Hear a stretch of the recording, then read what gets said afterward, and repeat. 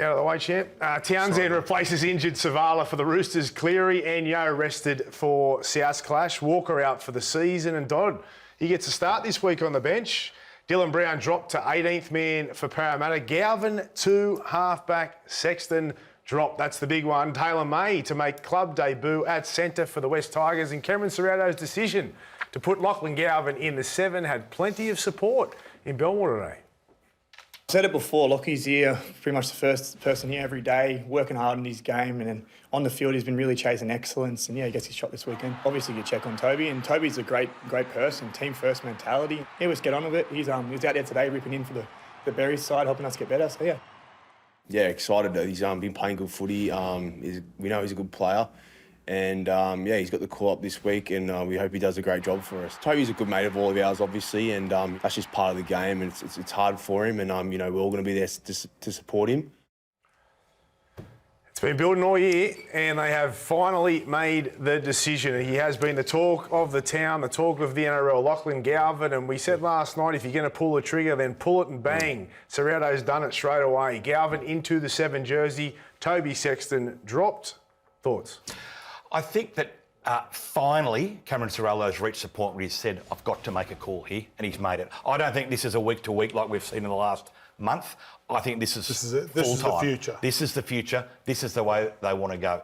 The question, though, is when he has played during his limited time on the field this year, Crawls, he's been quite disjointed, Lachie Galvin. That will come, obviously, the more time he spends on the field. But they've got 8 weeks to get it right. But the question I want to ask you, Gordy, is they have to score more points because I don't think they can win the comp. That's a question for a half. Without Lachie Galvin. But they are a DNA defensive side. Does this mean that Cameron Ciraldo is now trying to alter the DNA 2 months out from the finals? No, I don't think so. You're right, and I said it last night. I said that watching their attack on the weekend against the Cowboys, who are the worst defensive team in the competition, and only scoring the amount of points that they did, and actually the way that it was very clunky. And they haven't really evolved. There was a period there I thought they were evolving with Sexton, and I thought they could win the comp with him in half and the way that they were attacking. But after the weekend, I was like, I'm not so sure. So I could then I looked at the stats and I saw the stats, and when I kind of dug a little deeper and realised that they had support from the playing group, and it wasn't, them just chucking Sexton out to dry.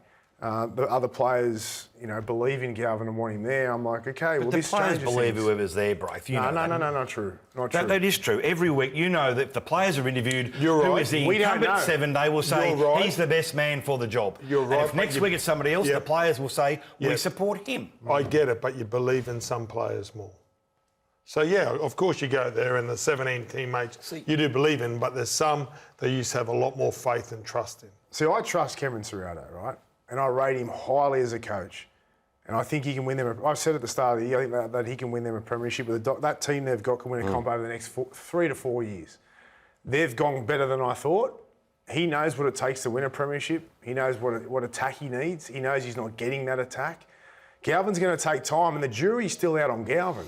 It's still out on Galvin. But he thinks that their best chance of their attack evolving and going to another level to match the likes of the Melbourne Storms and Canberra is with Galvin in it. And Sexton just didn't get there. I think good luck to Galvin. He's a 20-year-old young man who's had the weight of the world on his shoulders in recent times. Like you say, no one would know what's going to work best for them than Cameron Ciraldo, but the proof will be in the pudding. And I guess the concern, is obviously, you talk about the Bulldogs need to grow a leg in attack, but when I think about the fact that they did lead the premiership for 2 parts of the season, and what they built their success on was their defence, their commitment to one another, and you would just hope that this doesn't pull apart their greatest strength to try and strengthen a weakness. And if you go back to Galvin's most recent game too, the old saying, you're only as good as your last game. Well,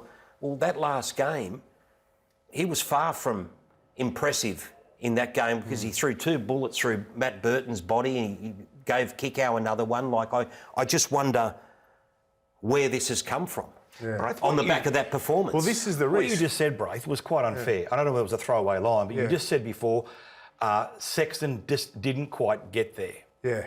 Surely that's debatable. He took them to the top of the premiership. Everything's debatable, dog. But he took them to the top of the no, table, but and they're now running what I'm- second, I think. but So he did get them there. No, what I'm saying is he didn't get to the level that they wanted in attack. They didn't evolve enough to match the likes of Melbourne, Canberra, even the Broncos with their attack. Their defence is great. Now, Ciraldo's put his balls on the line here. He's happy to take a few steps back right now over this 8-week period to then get in 6 to 8 weeks where they want to be.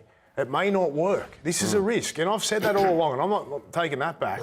It has been a distraction. But finally, we've wanted a call. You know, this uncertainty and off the bench and go to 9 and you come on and play in the centre, Burton the centres. That's gone. He's made the call. And it's a brave call. Like, you look at what Billy did in the State of Origin. You know, he's backed himself that he's made the right call. But going back to the Bulldogs' attack, remember also that Stephen Crichton wasn't there on the weekend. When you think of their strengths, it's Burton, Crichton, kick out, like that's... To pin all your attack on 7, when there's a 6 that's played 18th man, you've got 2 big centres, you got a fullback and you got a number 9. They've all need to step up. Because, you know, like even going back to Cameron's comments last week about he can't understand, you know, the ridiculous attention that Lachlan's received. But this takes it to the next level.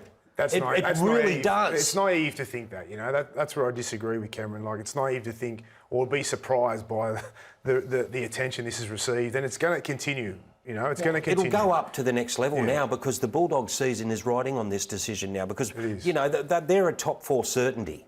And a lot of people consider them, rightly so, as a team that could have won the comp without this change. And just to go back, Dog, Sexton has done a magnificent job. He has. Like, there is no denying that. And I feel sorry for him, and I've defended him a lot of the year. But I can see, looking at the stats was an eye-opener to me. Looking at the 0 line breaks and... You know, he was down the bottom of all halves in the competition in terms of line break assists and all that. And I know it is harsh, but, you know... Look, I agree with the attack, Braith, and I agree again that they probably do need some spark there. But why are we trying to find a negative in a positive? Whatever they have been doing, whether it's been right or wrong in attack, they are still in the top 2. Yep. So who's to say they desperately need an overhaul in attack? I think they do, but the general consensus is why? It's working. Could be like Tiger Woods. He changed his swinging. Yeah, honestly, it could. And this is the thing here, right? Like, the head coach has made the call. He's made the call and he'll live and die by that, as they all do, you know. But I think he's made the right one, you know, having more of a deeper look into it the last couple of days.